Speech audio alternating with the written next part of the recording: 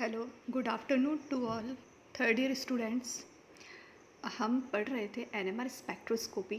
तो NMR spectroscopy की general information and principles हम लोग देख चुके हैं।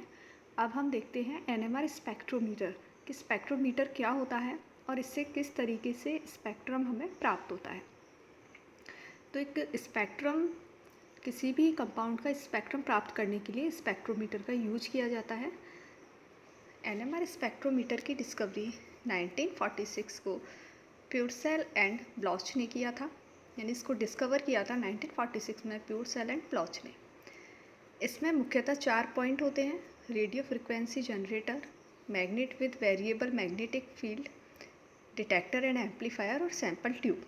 इसके ये एक स्पेक्ट्रोमीटर की स्ट्रक्चर बनाई है मैंने। इसमें इसके एनएमआर स्पेक्ट्रोमीटर के 4 पॉइंट्स हैं, जैसे कि एक सैंपल ट्यूब यूज में आती है, रेडियो फ्रिक्वेंसी जनरेटर यूज होता है, डिटेक्टर एंड एम्पलीफायर यूज होता है और एक magnetic field magnetic with variable magnetic field use होता है और एक कंप्यूटर प्रोसेसिंग डिस्प्ले होता है, जिस कंप्यूटर के डिस्प्ले पर हमें स्पेक्ट्रम प्राप्त होता है। तो इस कंप्यूटर का कनेक्शन डिटेक्टर से होता है। जिस कंपाउंड का एनएमआर स्पेक्ट्रम लेना होता है उसके 9.2 से 0.4 मिलीग्राम सैंपल को कांच के ट्यूब में भरकर रख देते हैं। यानी जिस कंपाउंड का हमें स्पेक्ट्रम लेना होता है उसका थोड़ी सी मात्रा का उसका जो सैंपल है उसको हम कांच के ट्यूब में यानी सैंपल ट्यूब में भर देते हैं।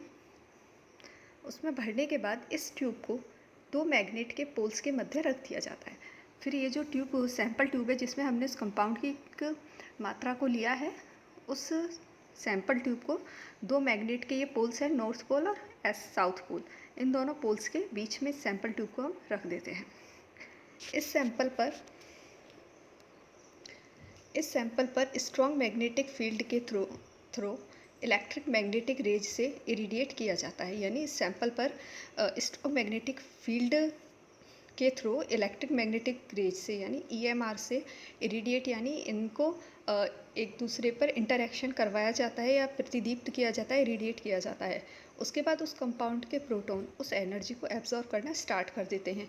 ये कल भी बताया था कि किसी सैंपल पर जब हम स्ट्रॉन्ग मैग्नेटिक फील्ड लगाते हैं तो उस पर ईएमआर से उसको इरिडिएट करते हैं उस सैंपल को, तो उस कंपाउंड के जो प्रोटॉन्स होते हैं वो या तो एनर्जी को एब्जॉर्ब करते हैं या रिलीज़ कर देते हैं।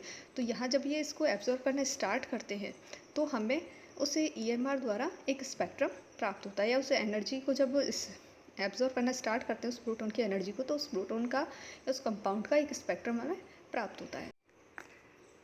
मैग्नेटिक फील्ड के इस निश्चित मान पर एनर्जी के एब्जॉर्प्शन से प्रोटॉन लो एनर्जी लेवल से हाई एनर्जी लेवल में चला जाता है। यानी मैग्नेटिक फील्ड के इस निश्चित मान पर जब हमने किसी स्ट्रॉन्ग मैग्नेटिक फील्ड में उसको रखा, मैग्नेटिक फील्ड पर इसे अप्लाई किया, तो एनर्जी के एब्जॉर्प्शन से जो एनर्जी उसने एनर्जी जो एब्जॉर्ब की है उससे प्रोटॉन लो एनर्जी लेवल से हाई एनर्जी लेवल में चला जाता है। यानी प्रोटॉन पहले लो एनर्जी लेवल में होता है और फिर वो हाई एनर्जी लेवल में चला जाता है। हाई एनर्जी लेवल में जाने के बाद स्पेक्ट्रम में एक एब्जॉर्प्शन पीक उत्पन्न हो जाती है। इस तरीके से या मैंने ये डायग्राम बनाया हुआ है, ये डेल्टा ही है इक्वल टू एच म्यू, यानी एनर्जी लेवल है। यहाँ एक प्रोटॉन है जो प्रोटॉन अपनी लो एनर्जी से यहाँ ये हाई एनर्जी लेवल में चला जाता है जब हम इस पर एक मैग्नेटिक फील्ड अप्लाई करते हैं। तो यहाँ जब हम इसको मैग्नेटिक फील्ड इस प्रोटॉन पर हम अप्लाई करते हैं, इस तरीके से यहाँ मैग्नेटिक फील्ड हमने अप्लाई किया तो ये लो एनर्जी लेवल से प्रोटॉन हाई एनर्जी लेवल में चला गया। ये एनर्जी है अपनी, एनर्जी लो एनर्जी से हाई एनर्जी लेवल में, यानी प्रोटॉन लो एनर्जी लेवल से हाई एनर्जी लेवल में चला जाता है और फिर जाने के बाद स्पेक्ट्रम में एक एब्जॉर्प्शन पीक प्राप्त होती है। जाने के बाद यहाँ ये स्पेक्ट्रम है absorption of radiation magnetic field strength. तो यहाँ पर एक एब्जॉर्प्शन पीक या एक सिग्नल हमें प्राप्त होता है हाई एनर्जी लेवल में जाने के बाद। तो मैग्नेटिक फील्ड के इस मान पर सैंपल के चारों ओर लिपटे हुए रिसीवर कॉइल में इलेक्ट्रिक करंट की थोड़ी सी मात्रा सप्लाई होती है। मैग्नेटिक फील्ड के इस मान पर सैंपल के चारों ओर लिपटे हुए रिसीवर कॉइल में, ये रिसीवर कॉइल है जो अपने सैंपल के चारों ओर लिपटा हुआ है, तो इस पर एक करंट की सप्लाई होती है, करंट सप्लाई हो जाता है। रिसीवर कॉइल पे इलेक्ट्रिक करंट की थोड़ी सी मात्रा सप्लाई होती है। डिटेक्टर एंड एम्पलीफायर इस करंट को एम्पलीफाई करता है और इसे एक चार्ट पेपर पर दर्शाता है। तो डिटेक्टर का यूज होता है कि उस जो करंट सप्लाई हो रहा है उसको वो डिटेक्ट कर लेता है। डिटेक्ट एंड एम्पलीफायर इस करंट को एम्पलीफाई कर देते हैं और इसे एक चार्ट पेपर पर दर्शा देते हैं। यानी ये करंट जिस मात्रा में लो लेवल है या हाई लेवल है, इस तरीके से जो पीक बनाता है उसे एक चार्ट पेपर पर दर्शा देता है और ये प्राप्त हुआ स्ट्रक्चर किसी कंपाउंड का NMR स्पेक्ट्रम कहलाता है। यानी इस डिटेक्टर द्वारा यहाँ से डिटेक्टर द्वारा सिग्नल को या उस करंट को डिटेक्ट कर लिया जाता है और एम्पलीफाई करके उसे इस कंप्यूटर की डिस्प्ले में पीक्स या सिग्नल हमें प्राप्त हो जाते हैं और यही स्पेक्ट्रम किसी कंपाउंड के स्पेक्ट्रम कहलाते हैं।